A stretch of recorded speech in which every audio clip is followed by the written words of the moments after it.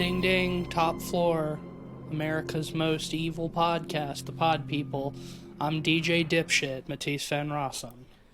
I'm the Benjanomicon, Ben Sheets. Solid. Hi, I'm Cleveland Mosier, and mommy's with the maggots now. Bum, bum, bum, bum. If anyone's allowed to say it, it's me. That's right. All right. That's right. That's the energy that we're bringing to this episode, isn't it? Yep, I got a White Claw in my hand. Yeah. Not a sponsor. Sipping on a Dos Equis. You yeah. got two Equis. Yep, Dos. Yes. Dos. Dos Equis. It's well, two horses, right? No, it's two X's. That's why the logo is X's. Because I thought Equus, like horses. Wrong Latin. Yeah, that's Latin. Yeah. In Spanish, horse is caballo. Which is a totally different word. Anyway, we're talking about Evil Dead Rise. It's the new Evil Dead movie, and it is that. It's a new Evil Dead movie. It is. The first one in 10 years since 2013's Evil Dead reboot, which I remember a lot of people being pretty hostile about when it came out, but has certainly gained a cult status over the last 10 years. Yeah, especially as Fede Alvarez's stock has grown. Yes, exactly. Because I remember when that came out, I had no idea who Fede Alvarez was. He was chosen to direct it by Sam Raimi and Bruce Campbell because they saw one of his little short films. He was one of those guys, that went from I would say one of the more successful ones, at least in horror. This one is not by Fede Alvarez. This one was directed by Lee Cronin, who is an Irish filmmaker. He did movie, The Hole in the Ground, which I've seen. I've also seen. Yeah. I think we've all seen that one independently of one another. How about it? It is okay. That's how I felt about it. It is, it's very okay. A little boring. Kind of boring. My problem with Hole in the Ground is I was very drunk when I saw it, and also just in a movie night chat where we're all talking. So I'm very unreliable narrator about it, but it's not. I mean, it's fine. The last 10, 15 minutes is kind of cool, but it's very little happens throughout the movie except for the last few minutes. It's really slow. Cool. It's really slow. Yeah. It has a banger last 15 minutes, but the rest is. And I think that actually Evil Dead Rise kind of follows the same formula. Really? I like Evil Dead Rise better than Hole in the Ground, not by a ton. I will say that it did not quite meet my expectations. I thought it was pretty good, not great, but it was madly overhyped. I was pretty middling on this one. I think it's okay, but in comparison to the Evil Dead series and the rest of the movies, it's a big old disappointment. I would say that the Evil Dead is still one of the most consistent horror franchises, and that it doesn't really have any bad entries. I would say that still holds for this one, but I agree with you because of the really high standard of quality of especially the Raimi directed ones, the first three. This does not live up to that legacy.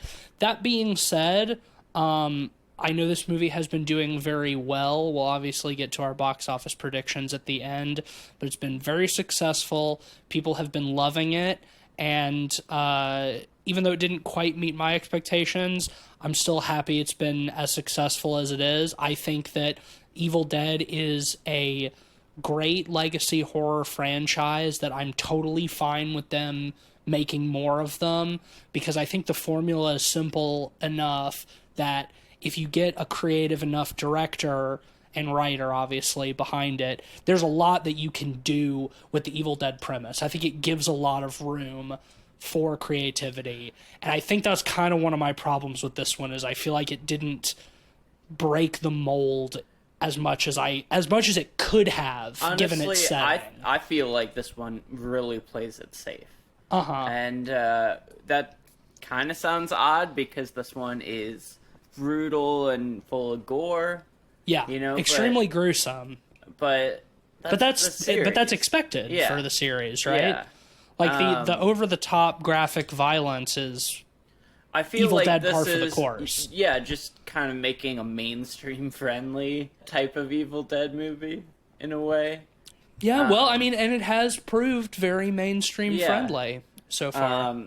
I think I saw an interview with Sam Raimi where he was talking about wanting to make Evil Dead like an annual series. I think every 3 years is what they said. Yeah. Every 3 years would be preferable to every year. I don't need Yeah. one of these every year, but every 3 years. I can do with that, I suppose. Here's the problem. We're coming into it at the top of this scheme, right? It's hard to say. If it's in the right hands, and it is in the hands of the original creators, so that's good. Yeah. If it's in the right hands, that can bode well, but even still, I do have some mild concerns about, frankly, any franchise trying to turn itself into a cinematic universe. I think Sure. with that comes homogenization. I think with that comes a need to make all your demons look fairly similar. With that comes a need to, maintain your style to the point where young directors can't come on and put in their own soul, like, give it their own style and flavor and make a remake unique. I could be totally wrong, though. Like, it could be really awesome. I mean, and I hope it is. I think you're not wrong. That description is not wrong in regards to this film. I think pretty much everything that just came out of your mouth describes this movie pretty well. I think, like, it's still an enjoyable enough time. Let's save the conversation for where we would like the future or where we could see the future of this franchise going. Let's save that for the circle back end. into the movie. I'm here for that. Yeah. I have thoughts on that too. But yeah, I mean, I think this is a good opportunity to like drill down into this movie because the whole premise, it's called Evil Dead Rise because it takes it place in like a high-rise skyscraper, right? Yeah. Premise basically is that there's this family living in this condemned apartment building that used to be a bank. A lot of people have already moved out. There's an earthquake that sort of opens up the old bank vaults underneath. Somebody finds the Necronomicon. They call it something different in this movie. But they find the Book of the Dead, unleash the demons. Evil Dead happens. Evil Dead happens. Just in an apartment building instead of in a cabin in the woods. And I think that on paper, that's great. I think in execution, it's kind of just Evil Dead again. Well, even less than that, in my opinion, because, they don't really do much with the location. That's what I'm saying. They don't do much with the location, and they do some in terms of gags, but not enough for me. Yeah, I agree with you. I think that's more a matter of personal preference than anything else because, like, the 2013 remake also did, like, a similar tone to this one where, like, it's not really funny. No, but it pushes things to the extreme. Sure, that it does. I mean, especially at the end. Yeah, it does. And but it's one, a totally different. It's totally different. Pushes tone. things towards the extreme in the third act. But for the most part, it kind of left me wanting more. I think one of the big things, too, is when we introduce our set of characters. We have Alyssa Sutherland, who's a single mom, and her 3 kids, and her sister, who finds out she's pregnant in the first scene, comes and visits. The way they set up these characters, they all just feel hopeless and depressing from the get-go. And so when bad things happen to them, it's like, oh, okay, things are going from bad to worse, and, like, there's no possibility of hope for these characters. It's just seeing bad things happen to characters who are in a rough position already. I don't entirely agree with most of any of that. I watched the remake. So I watched the 2013 movie after I watched Rise. So I'm coming off of it pretty hot, but I felt like this movie did more original things than the remake did. I agree. I think that it's still the same structure, largely, and there's a lot of callbacks, and it plays out in a similar fashion. I think that's okay if they're starting, like, if this movie is the jumping point for a bunch more of these movies, I think it's fine. I think it's good. And I liked all of those same things. Like, there's that whole thing with requels and remakes where, it needs to be same but different, right? And, like, that's just a reality. Like, some things need to be similar, some things you need to change to mix it up and keep it fresh. And for the most part, I liked what was the same, and I liked what was different, for me. See, I mean, I don't disagree with what you're saying in principle, but the thing about it is this one is not the requel. The 2013 one is the remake / requel.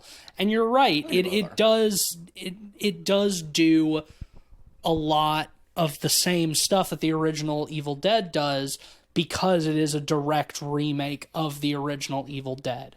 That movie is the requel. This is to use the Scream 6 description, the sequel to the requel.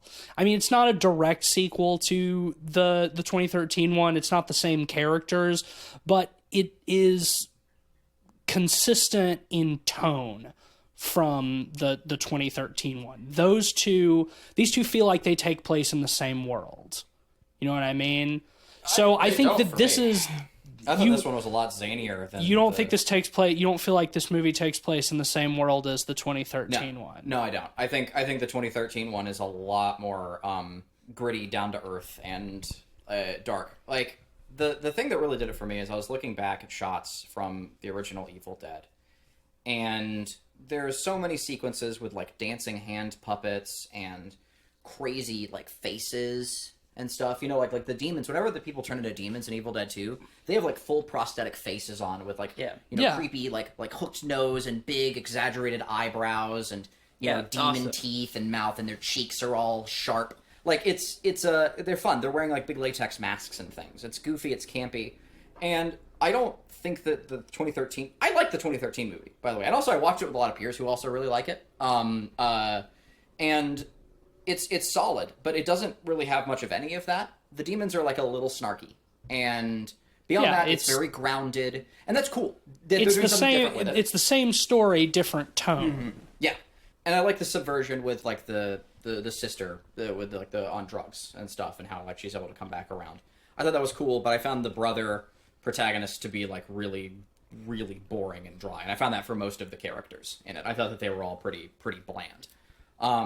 And I thought at least these characters in Rise had some texture to them. I don't know if I agree. I really hated the characters in this movie. More than the ones in the 2013 I think movie? It's been a while since... Again, it's been a while since I've seen the 2013 one, but I remember really enjoying it. I think in this one, the characters are flat and unlikable, and I think part of the core of horror and tension is having juxtaposition. So when you start with characters in depressing situations, bleak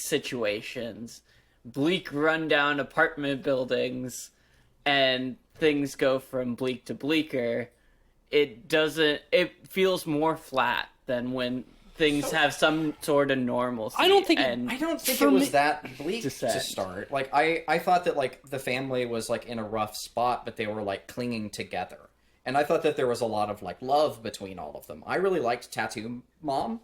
I thought that like they did a good job of showing like her kind of like, struggling to be a mom and like to hold the family together after when the dad is absent. And it felt like they were like still a unit in spite of that. And I also found like their house to be like it's dingy, it's dark, but they're doing what they can to brighten it up. There's a lot of art on the walls. There's a lot of like really cute little details. Like the set is like really elaborate. Like there's a lot going on to show that like this family, that it's like a really lived in house.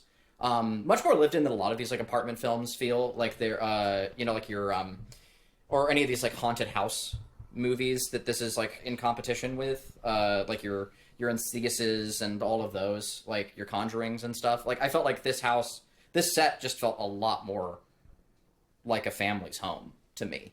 And when the demons came in, like it felt like wrong. What did you think about the kids? I thought the kids were a little dry. I found the kids fucking annoying. I thought the kids were kind of frustrating. Our introductions were one of them is talking about going to a Labor Day protest and putting together like an environmental activism sign for a Labor Day protest. I thought that was adorable. I have a lot of I've had art students in the past that were a lot like that. Like, and it really reminded me of them. To me, I found it to be like very like wholesome and funny too. You know, like their heart's in the right place. They're figuring. I mean, it out. that kid. The problem for me with that kid is that she's a terrible actress. Yeah. That was my problem. I agree that Alyssa Sutherland, like the mom, is probably the best actress and the most interesting as a character, but she's also the one who gets possessed, so she becomes evil, and she's great. I do think her performance is really good. I think it's definitely like the highlight of one of the bigger highlights of the film, but when she becomes the antagonist and just sort of like a cartoonish evil, which is what I want from Evil Dead, the problem is that then the protagonist becomes the sister, and I don't think she's interesting, like, at all. She reminded me of Jessica Chastain's character from Mama, which is like a weird fucking pull, but like this sort of like punk rock like musician girl with a troubled past who doesn't want to be a mother, but through the course of fighting great evil learns to become one. It's like, and that is just like, I've seen it before, and also like, I mean, the actress is fine, but it's just like her arc isn't interesting to me. That arc isn't interesting, and it has the extremely with any Evil Dead sequel, you're always going to have the extremely tall task of being compared to Bruce Campbell. Impossible. And that is an impossible task, and I think the way that the Fede Alvarez one averts that issue is that the tone is so much darker and grittier that they're not looking for charisma and goofiness that Bruce Campbell provides. And I think that like a lot of the secondary characters in that 2013 one are kind of whatever, their bodies. But I think the main girl, Mia, the one who is like the drug addict and gets possessed and all of that, I think she's really compelling and so much more interesting than any of the characters in this movie. So I agree, largely. Like I especially agree about like the protagonist in this film. I think that she doesn't act as a good foil to the demon, because Bruce Campbell is an amazing in the original series is an amazing foil to the cartoon demons. Yeah, well said. He's cartoonish in his responses, right? Come get some and all that stuff, right? Like it's really lively and colorful and vibrant. His performances, he's basically a walking Muppet. Like he's so absurd. And you're right. The 2013 one, dark, dry, gritty, and while our protagonist is also the demon, the problem is that during the sequences where she's the demon, which is probably over half the movie, her brother is the foil. And that dude looks like an underwear model. I'm sorry. Like, and he's boring. In fairness, I don't remember him at all. Yeah, I advise you to rewatch it because like his whole deal is like at one point they reference like he's a car mechanic, and that has no effect on how he carries himself or anything like that. It's just it's a plot thing that explains why he can build a defibrillator, right? Yeah, I don't think you're like I don't remember that character at all, which speaks to how boring he is. My point is that like I haven't seen the movie in like probably 7 or 8 years, and I still very well remember like the main girl's performances, both as the demon when she's possessed and otherwise. And just like in comparison to this movie, which we just saw a couple days ago, so it's much fresher, that performance that I saw years ago still is elevated above anything that I saw in this movie. Really? I think that like Tattoo Mom does do a really good job. Like she's very, very good, but she doesn't get that same kind of moment of redemption, you know. I don't think she needed it. I think she instead becoming becoming a giant spider monster was fucking rad. Yeah, that is very cool. And the last 10-15 minutes of this movie is fucking tight. And in addition to that, like I was saying about the car mechanic thing in 2013, like the brother who has to be the foil to the sister, he's a car mechanic, but again, it's only a plot thing. Like, it doesn't really affect his character. Again, his performance is very, like, not even dry, it's absent. It's rough. And it makes the middle of the film, like, much harder to sit through whenever the demon girl isn't on screen. And what's interesting is I think they did something very similar with the protagonist in this movie, where she's a guitar technician. Yeah. Like, her job is she follows, like, some big band. We don't see or hear which, I don't think. Doesn't around matter. the world, and she, like, handles, like, their audio tech. And so, like, she's very savvy with electronics and with music. And I think it's a cool job that you don't normally hear about. It's way more, like, unique than car guy or whatever. And it actually applies in the film in a cool way. And it feeds into who her character is. She's got that kind of, like, Joan Jetty, you know, attitude with, like, the you know, black leather jackets and stuff. And while it's a character I've seen before, like, at least she was a little different. And she held her own fine. She's not Bruce Campbell. Like, she isn't, and what we really need... I said it during the Ready or Not episode, but what we need is Samara Weaving. I think that she could do it. I think, like, she someone would her. be a really good She would be was awesome. in Evil Dead Ash protagonist. vs. Evil Dead. which I've not seen. Is she? Yeah, she's already been used. They can't use. Fuck. Because that's who we need. Like, or someone like that. Like, because she has, like, that same powerful, lively charisma. You know? That Yeah, totally. I think you need out of your protagonist. Because, like, the demons are cool. If you're gonna have that, you gotta have a good foil. That's just fun. But I think, yeah, like, I was just surprised watching the 2013 movie and just seeing that character and just how boring he was. And I think this is miles better in my opinion. See, using her electronic skills is a great example of texture used well in this movie. I think the other characters have a lot of plot contrivances aimed to be texture for their character that completely falls flat for me. Like, for example, The DJ kid. the DJ kid. Oh, I think he's great. Who, like, scratching his DJ records. That character, similarly to the younger sister, big fat nothing burger for me. Better actor, but I do think that one of the few things that I think is cool about this movie, one of the ideas that I like that they do, is the finding the records with the Necronomicon and playing those and hearing, like, the priest. Yeah, no, that is cool. And how he has to manually rotate the records. Spin them, so you get, like, and then, like, once weird... the incantation starts happening, like, he can't stop it. Yeah. Like, Yeah, he and tries to. As soon as, like, he starts hearing Latin, he knows. And I liked that. And it made him a little bit more likable, too. It's because, like, he finds these records. It's very clear that, like, in their heads, demons aren't real, right? Of course. They're living the same lives we are. The mom even says ghosts aren't real at some point or whatever. And so he finds these cool records in a bank vault. He's going to put them on. He finds this weird-looking book. Dope. Cool old occult shit. Awesome. I'd do the same. He puts on the records. And as soon as, like, and I do love how, like... I mean, living in the real world, I think if I found a book that had actual teeth, I probably would leave that alone. Nah. The book design is cool. It's cool. I like It's to sick. keep Yeah, on we can that. come back to that.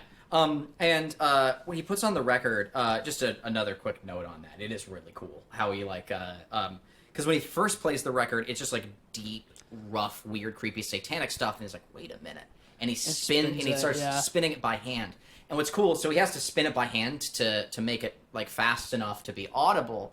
But because he's doing it by hand, it kind of comes and goes, and you get this really cool, like, The audio processing on it texture. is really nice. I really like that stuff. Fucking Yeah. neat. And again, like, it's just records, and he's listening to, like, the you know, the documentation of them finding the book or whatever. But as soon as he starts reading from the book and the Latin starts happening, he knows something is wrong. He shouldn't be listening to this, and he tries to stop it. And sure enough, the machine starts going on its own, and that is so, like, classic Evil Dead. You know, like, you know, the furniture dancing around the cabin, like, it's like a horrifying, like, Disney song number.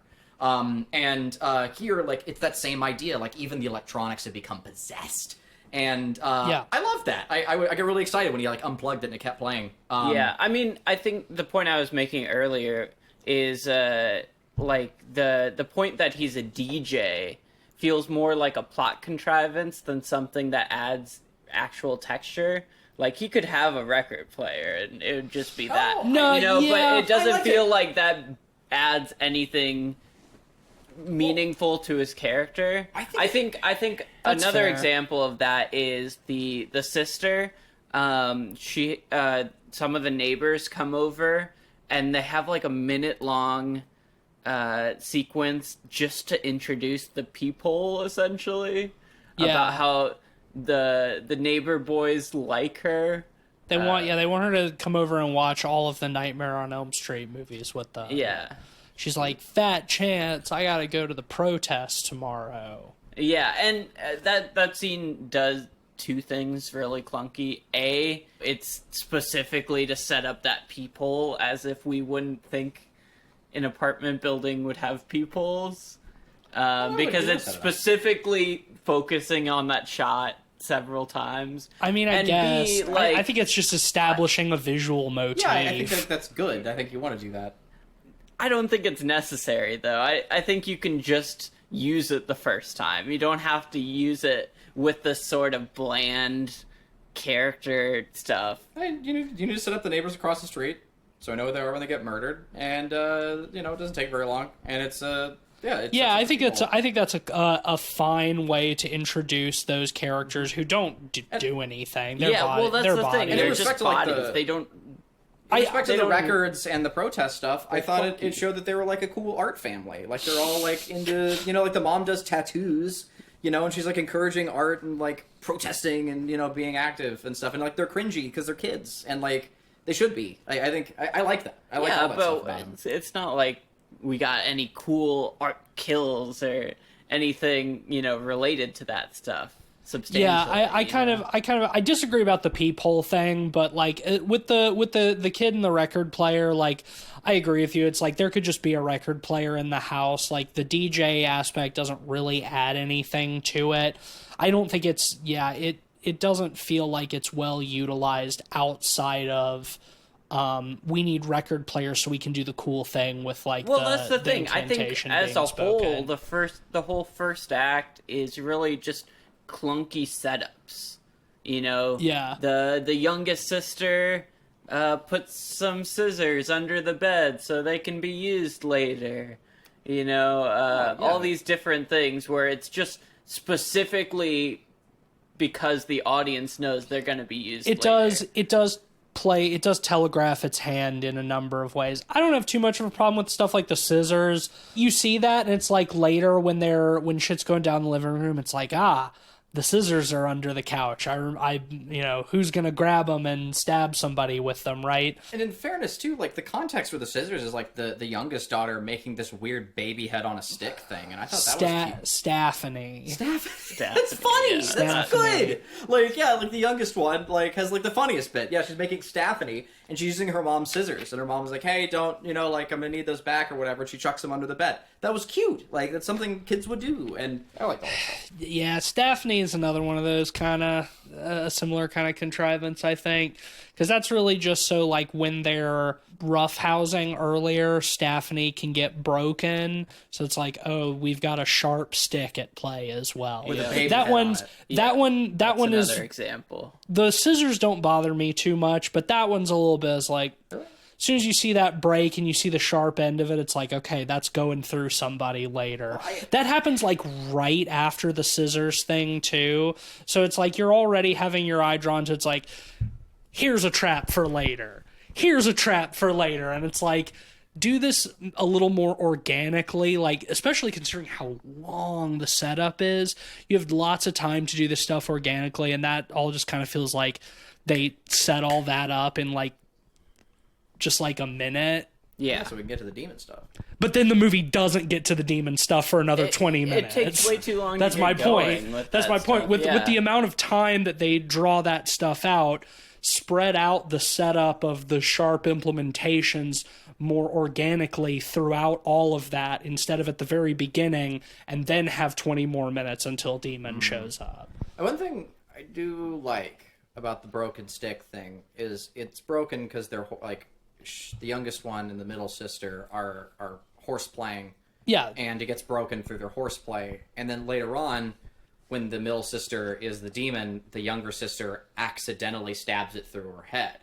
And it's like that whole idea, like, hey, careful, you'll put your eye out with that thing. And I thought that was neat. Like, it's also kind of done through horseplay. Like, these they should have said, "Hey, be careful, you'll put your eye out with it," and then stabbed her in the eye. They should have literally done that. Yeah, that would have been great.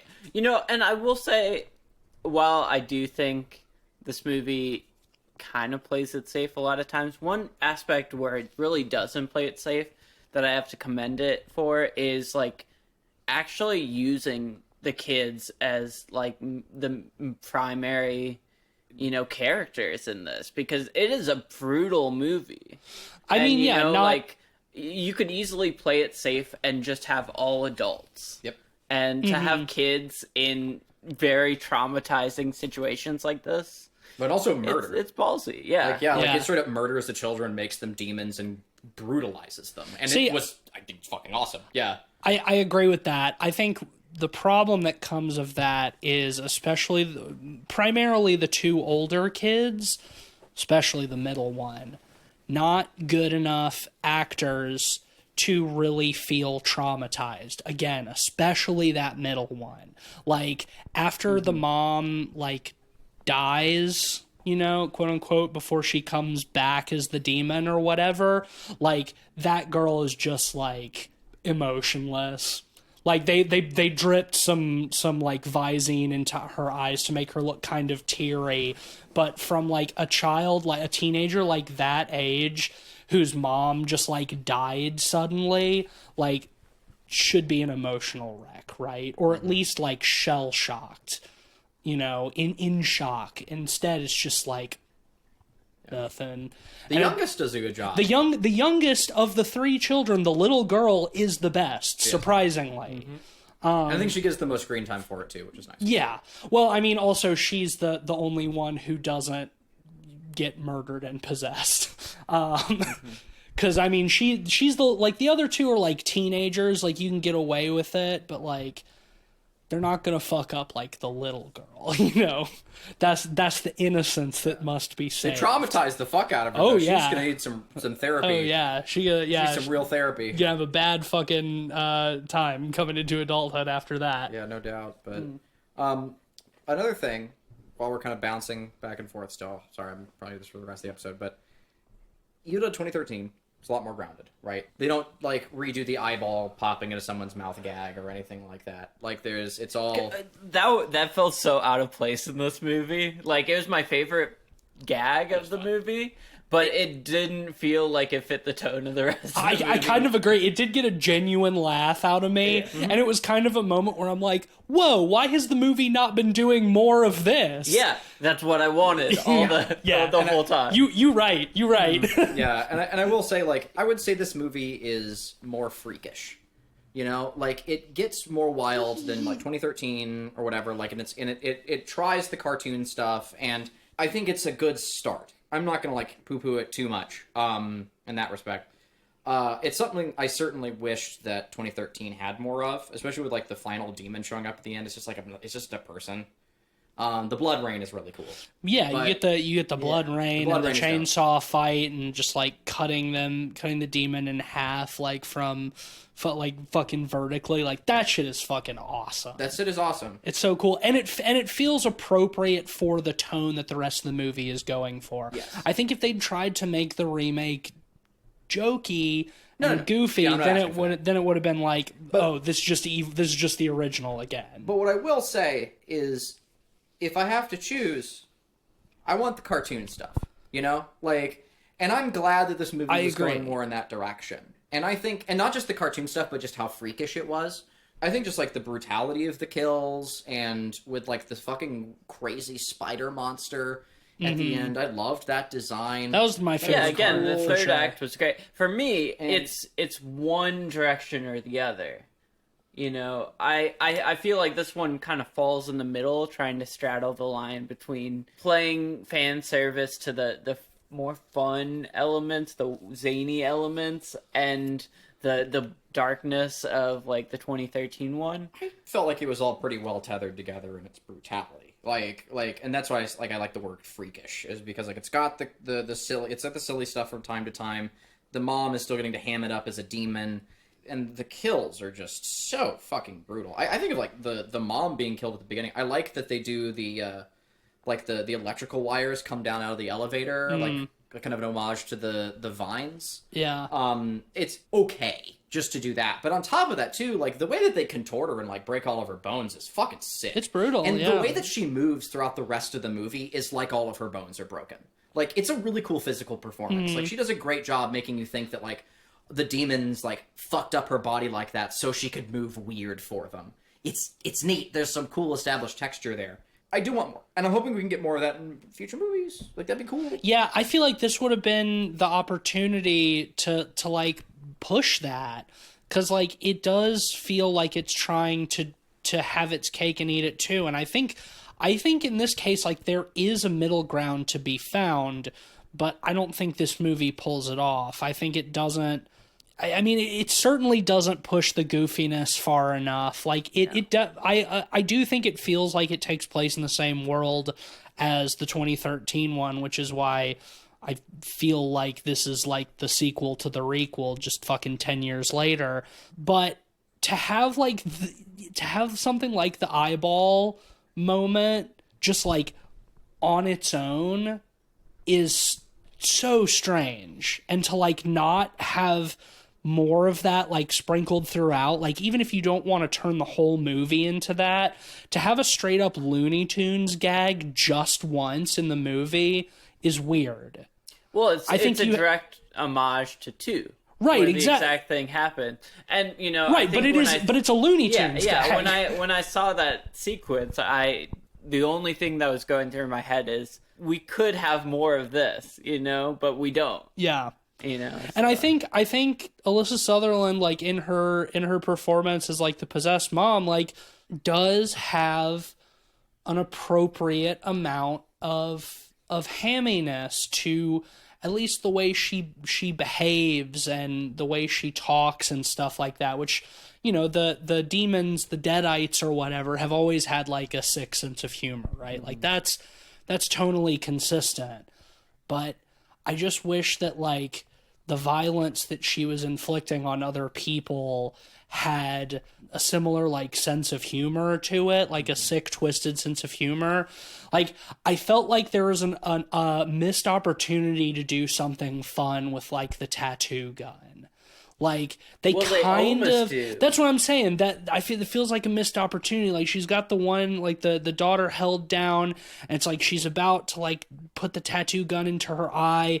Instead, she just gets like she like nicks her cheek, you know, and like that's kind of it. And I don't know, like no, like after that, she starts like all the black like ink starts coming out of her mouth. I thought that was sick. I mean, yeah, later she throws up some ink, but I'm talking about like pouring out of her nose. I'm talking about the awesome. the prop of the tattoo gun. That has nothing to do with that. Yeah, that's why it started happening. She got her with like because the mother like. I understand, yeah, but I'm talking about doing something more fun with the prop of the tattoo gun.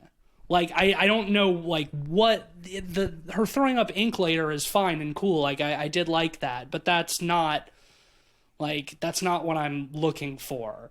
Like, I don't know what exactly I'm looking for, but, like, have her fucking tattoo, like, a penis on somebody's face or something. I don't know. I'm gonna be completely honest. I didn't register the black liquid as ink.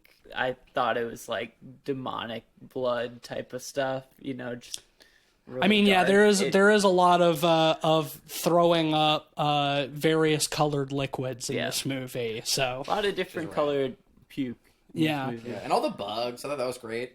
Her being like full of bugs. What does she do? Like try and get the bugs out? She's like eating a wine glass. Yeah, she's like eating glass, trying to kill the bugs. And like the glass, you get like that close up shot, like the glass, of the glass going down her throat. I liked that. Yeah, that was cool.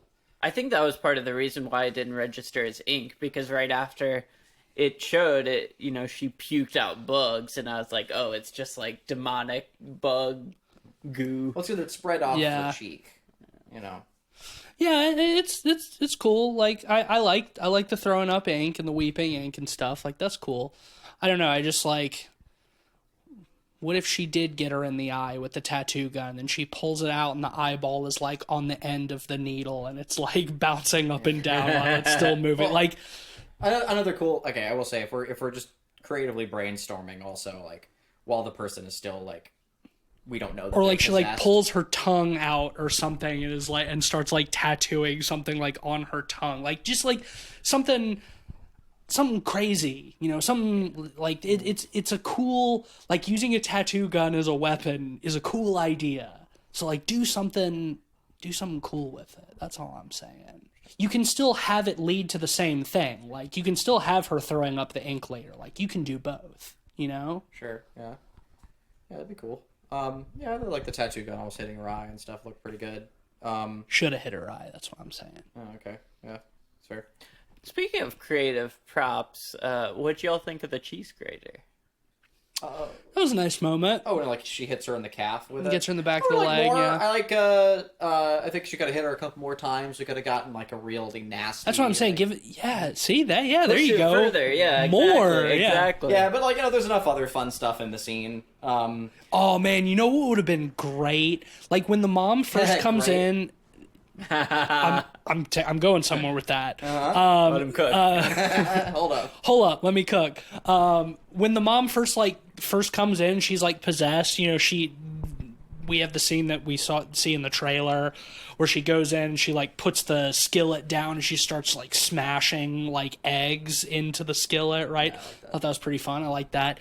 That would be a great opportunity to come back to that with the cheese grater. She like grabs somebody's arm and starts like grating their arm like over the eggs or something, go. like cheese on top of fucking chips There you or go. some shit like that. You know, that's That what is I'm, very Evil Dead. that's what I'm saying. Yeah, I do. And stuff like that would have still, 'Cause, I like- think, fit within the overall tone of the film. It's like that's the kind of stuff that I think Ben is referring to. He says it plays it safe, because I agree with that. Yeah. Interesting. Yeah, I you touched on the eggs. I do want to mention. I really like that because like she's the mama hen, you know, Right. and she's like killing all the chicks. Like, and I thought that was cool. And one of the eggs has blood in it. Yeah, I saw that too. Yeah. What was the other thing? Oh, yeah, crazy demon stuff. I do also like the bit where like she pins down the protagonist and she's like, "I'm gonna eat your soul," and she smells her stomach and says, "Two souls." I thought that was fun. I like that, Very too. cartoony. I thought it was good. You know, it gave me I don't know, between like the crazy, like the really fun cinematography and some of the more heightened sequences, I got a lot of Malignant vibes. Like I think that like this kind of crazy Giallo-esque inspired movement. Ooh, I I do don't- not think it was Giallo-esque. No, I don't This either. movie was so darkly shot. Let's talk about the cinematography a little bit, because I found this movie really ugly and dark, where like you could do a lot with the setting. And outside of like the third act with the blood elevator and stuff like that, like it's so brown and dark and ugly. Like There's a lot of color. I like the production design, but yeah, I didn't think there was anything super special about like the cinematography or like the camera work. Yeah. I thought that was all pretty safe. There's like that shot where he like when he's like doing the record player and like we're hearing all the Latin and the camera is like doing that fun like track in where it's twisting and stuff. And that all felt very like Evil Dead. There's not much of that though. It's like so selectively used. Really? Yeah, I mean, I think that like one of the more like visually interesting things that the film does is how much it utilizes the peephole, like looking out into the hallway. I do like how kind of like coldly lit that hallway is as compared to the more brown interior of the apartment. My problem with the peephole thing is I like it.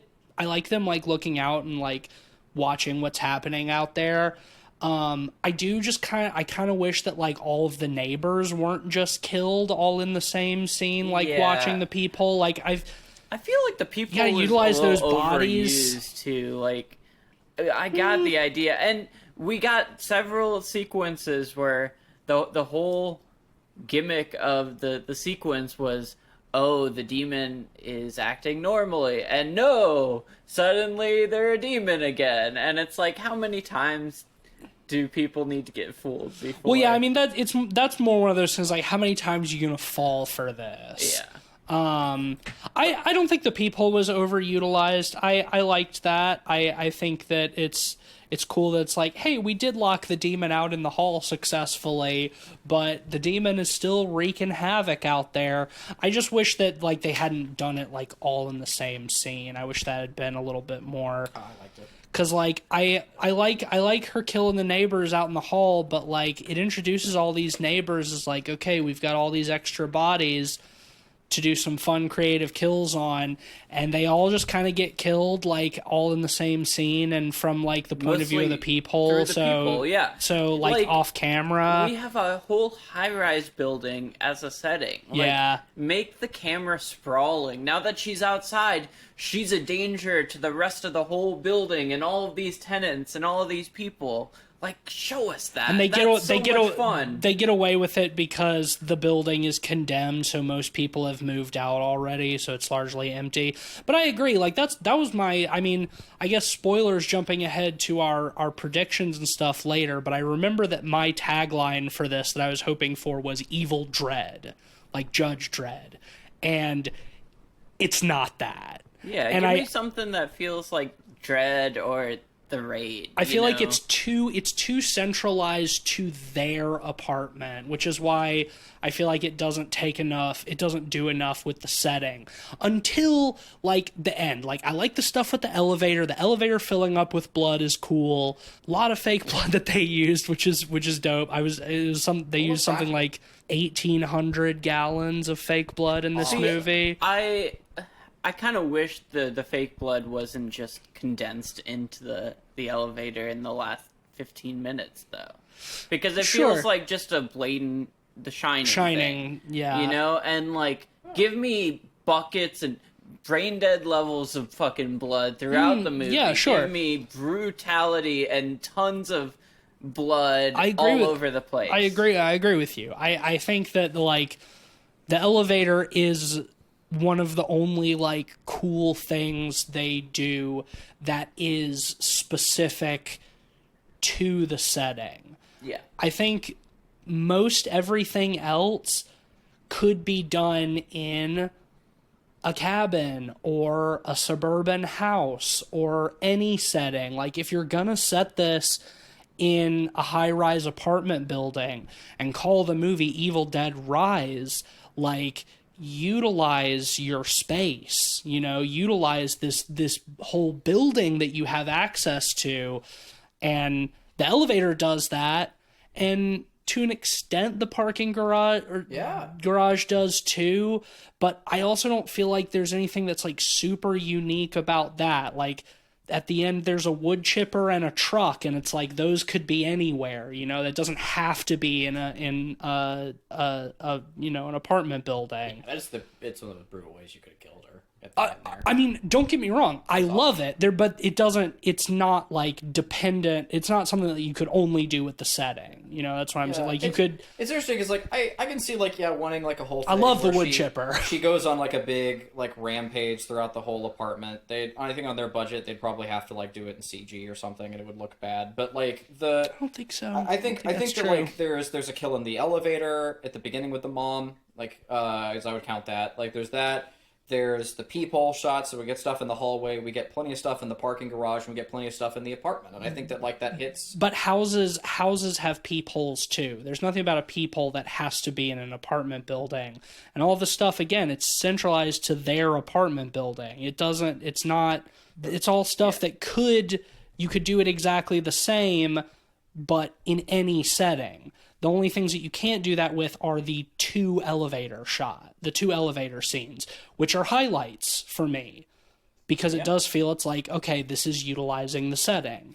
Well, and like it has glimmers of like utilizing the setting in interesting ways in the setup, having the bank vault underneath the parking garage. That has a really interesting opportunity. You can play up some of that setting specific stuff beyond that with kills and violence and stuff like that beyond I did just- like the set of the old bank Yeah, I was about vault to say, too. it's fucking awesome. Yeah, like it's the big cool. like Christ on a cross that like almost crushes the kid, and like I thought the exploration was really fun. Like, Yeah, you know, well, like, all that's the cool, the thing. Like, I hanging wish talismans. they would have used stuff like that in the actual section once things got going. In that- you in- know, as not part of the in just action. the setup. Yeah. You know, Yeah. I agree with you. The ending is a big high point. All of the demons together, the mom and the two kids, they form up fucking Megazord, and become a big flesh spider, which is really cool. I love that you can tell that in that final fight scene it's mostly practical. Really makes it feel like it has weight. Yeah. Which for something like that is really cool. Usually that's something that's like totally CG and has, you know, the weightlessness that comes with that.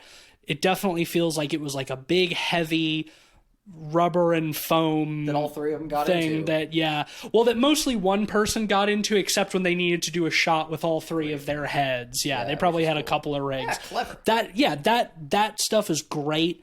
Loved that. Loved the way that's all shot. Defeating her by fucking shoving her into the wood chipper. Great. I love excellent. when like they think that they're out and she grabs the girl from under the parking garage door and like pulls her back into the truck. I thought like her in the dark truck there was really cool and pretty spooky. I like their restraint in showing the spider monster, because like the way they do it is like they do while they're sort of like tearing each other apart, it cuts to like the book and it like flips to this page that has like an illustration of like a monster made of like many bodies combined, and then it's like it doesn't really show us the monster. It does like it's like we know what it is, but it's doing a really nice job of like not showing it to us, and then we do get like the payoff. All of that stuff was primo. Loved that shit. Again, going more over the top and doing some like bold shit like that earlier in the movie would have really heightened a lot of this. I like that because of the wood chipper, it basically ends the same way that Evil Dead 2013 does, with just like a rain of blood. Again, why I feel like they're in the same universe. Yeah, all that stuff was really fun. Definitely an exciting ending to the movie. Yeah, I mean, wow. Like, yeah, her working her way around the car and not seeing where it is, and like the blocking was really good. The staging, again, the cinematography was awesome in that sequence too, and you got all the emergency, like the red emergency lights and stuff. And the like whenever there's like that blood on screen too, they're also lighting the people with like red gels and stuff, and I thought it was fucking cool. It's fun to look at, really fucking neat. And I think that like the protagonist like holds her own a lot better in that final sequence, more just because of the action of it, than like the charisma that her character needs to bring to the role. Yeah, at that point she just needs to swing around a chainsaw. Yeah, and she says come get some, and that's cool, I guess. But like, yeah, same points as before on that. But overall, like, I was just so happy. I was so over the moon with that sequence and getting a big. It reminded me of the Spider Mom from Color Out of Space. Too. Oh yeah, that's another mother-child fusion monster spider. Like, I don't know. It's I guess it's a trend. They stole it. They stole it. Thieves. They stole it. Well, they both stole it from the Devil Inside.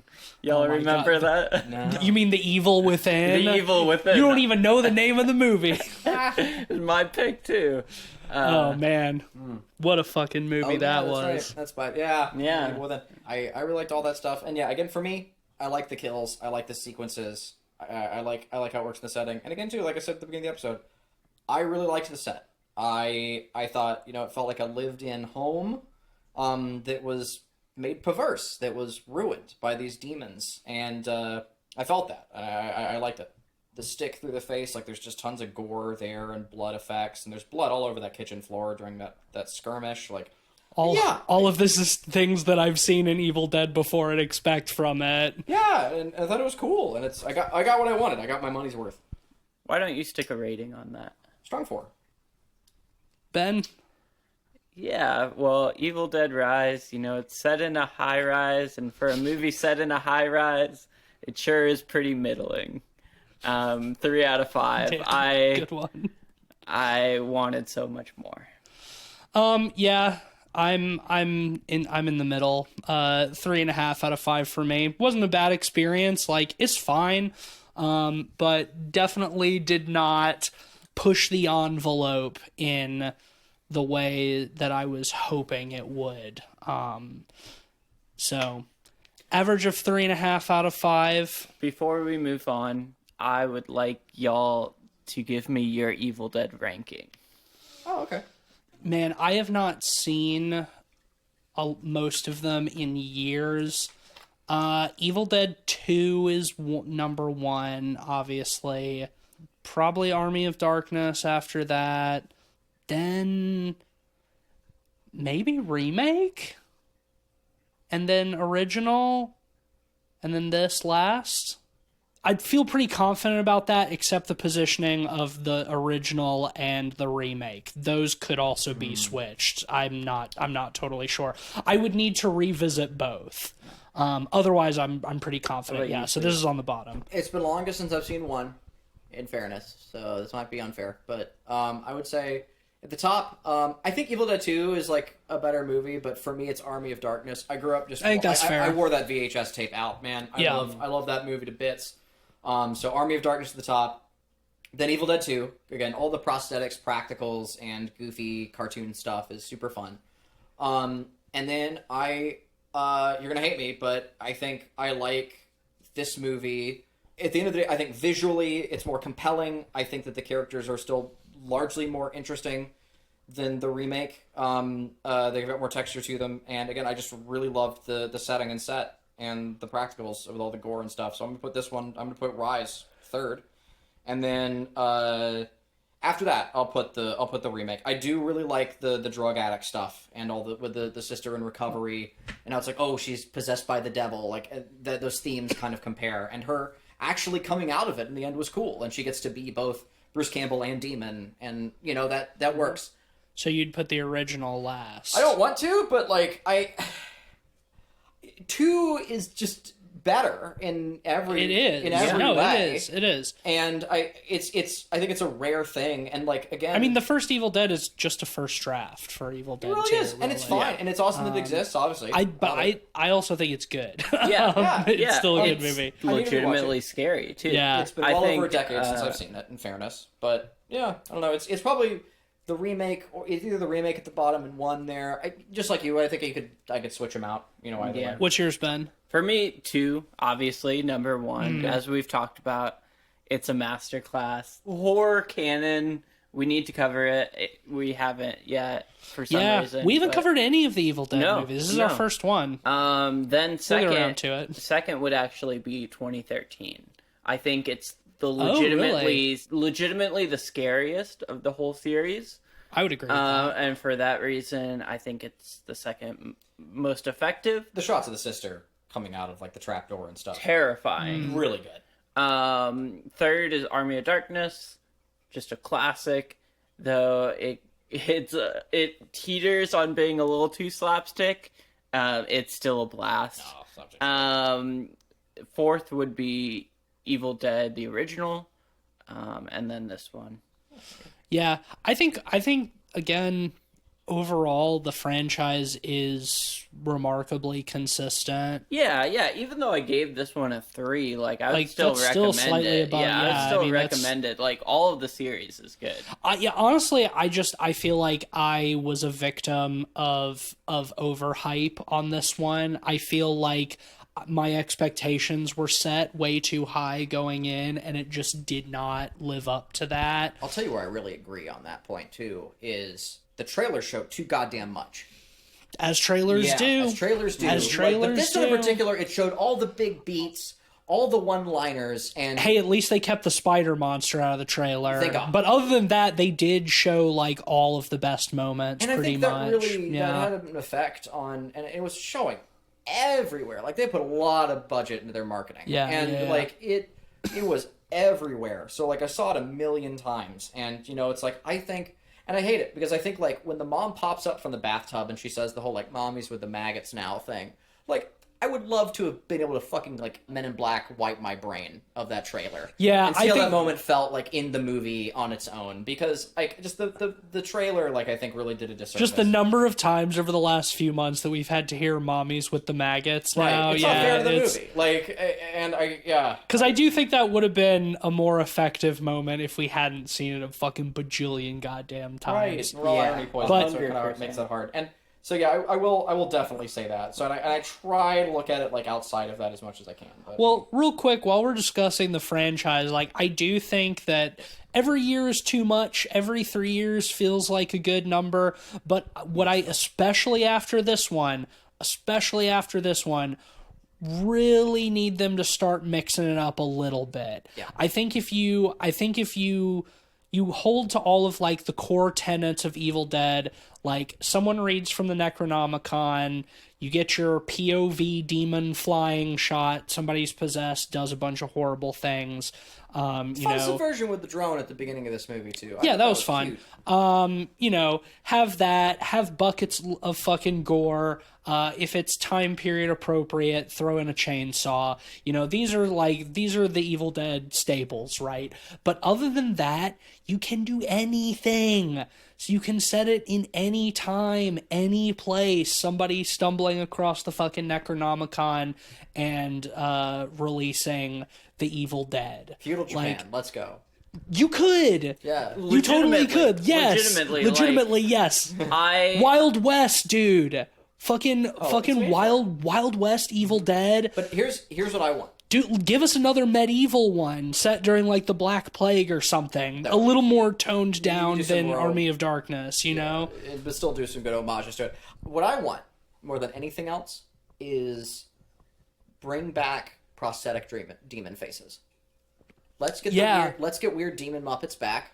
Dancing hands. That's what I'm saying. Dancing practicals. That's what I'm saying. Let's get weird with it. It doesn't. And people on wire work. That's another thing too. Is dancing around on wires. If they want it to still be like a little bit more grounded and like darker, like these last couple have been, like that's fine. But yeah, let's get weird with it. That was my overall biggest problem with this one, is like it doesn't get weird enough with it. So let's fucking do that, because I think there's a lot of room for it, and I'm certainly very on board with more Evil Dead movies happening. Yes.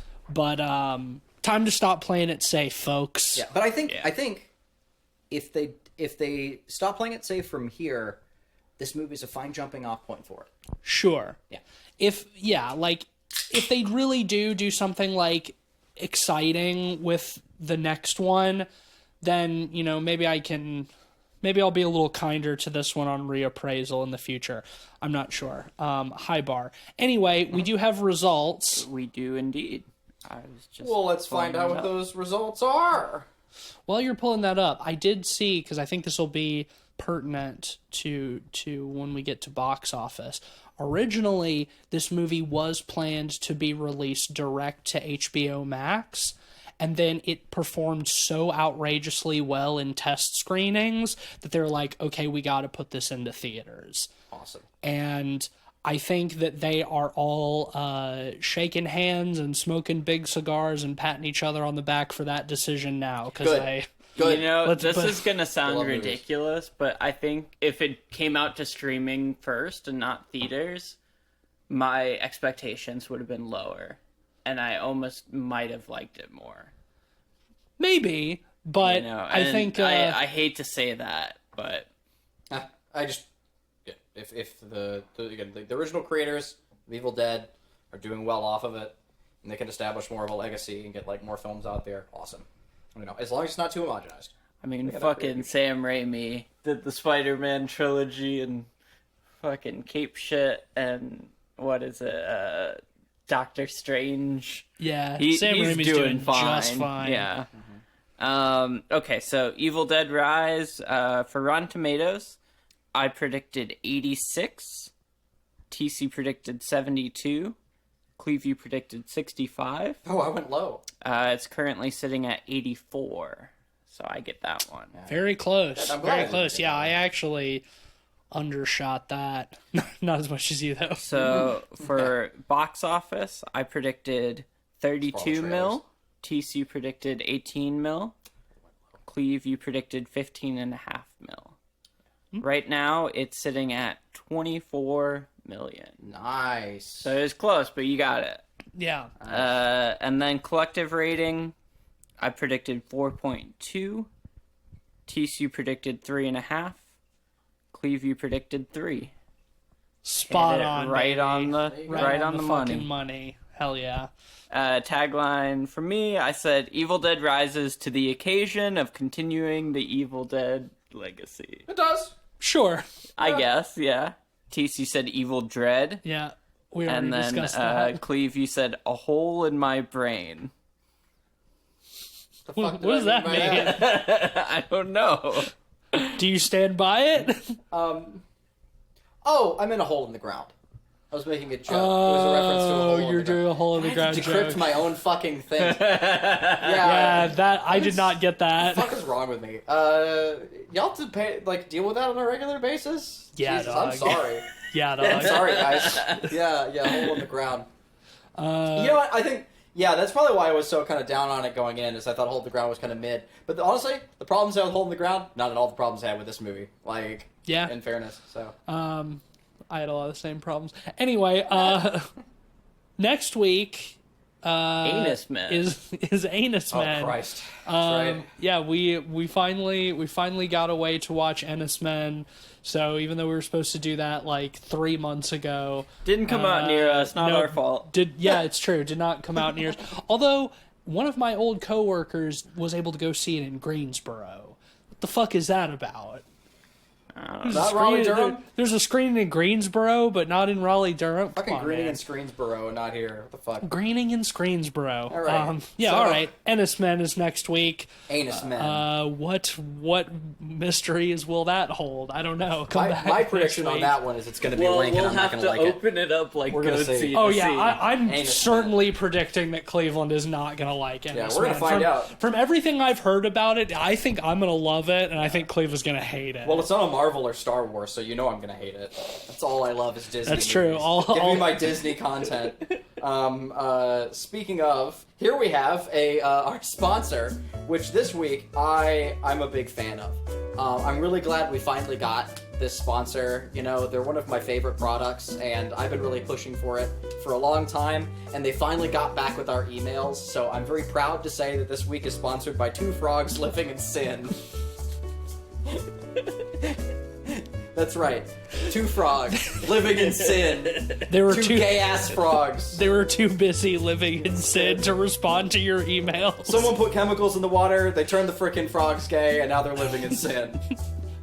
You'd love to see it. Thanks again, Two Frogs Living in Sin, for your wonderful contribution to the podcast. We appreciate and love you. We do And love to see recommend it. your product to everyone we see on the street. I mean that literally. Like, every person I see, I'm saying, you need to check out Two Frogs Living in Sin.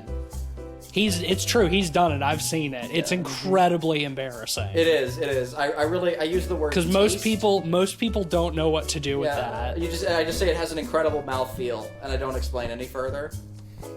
It's really good. It does. It does feel good.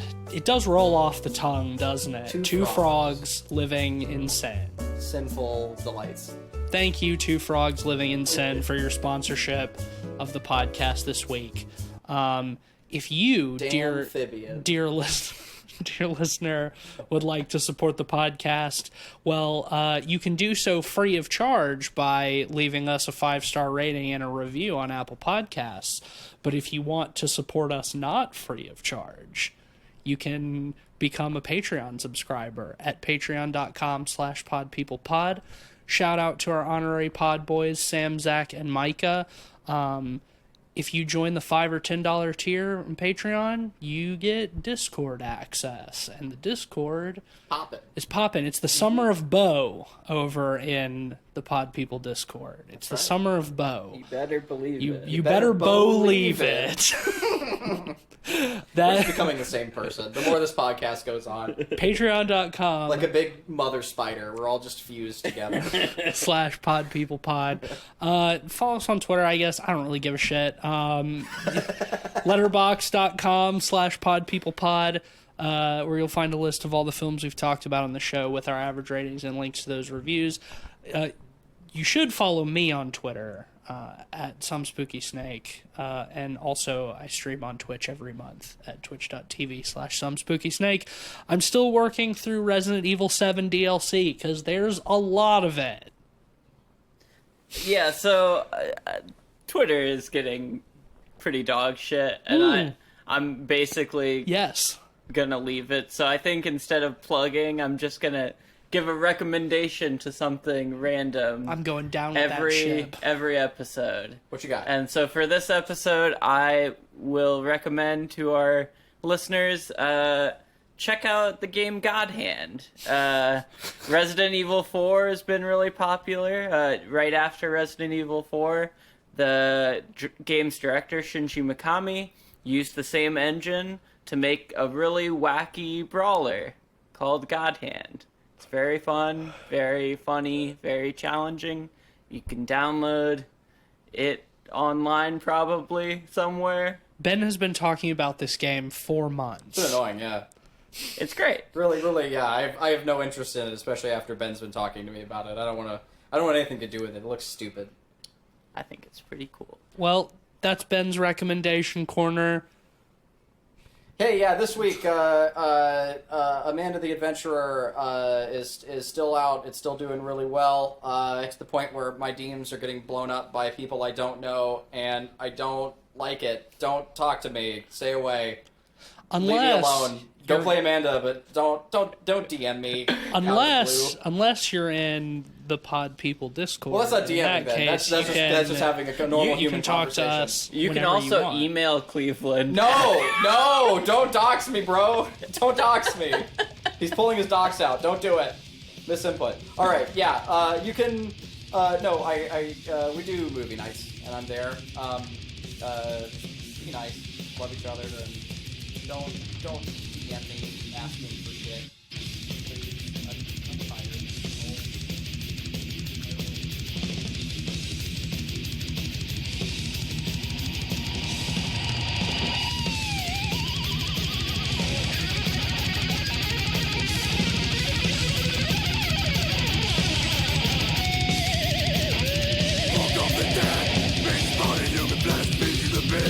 From the blood, the words is that I am unseen.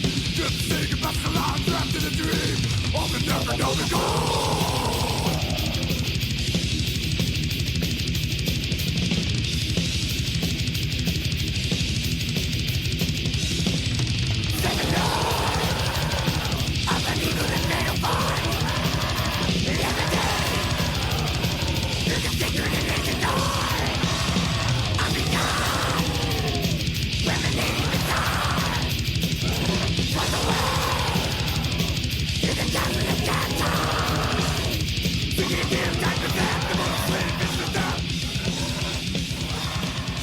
Taking the blood, one life when it's not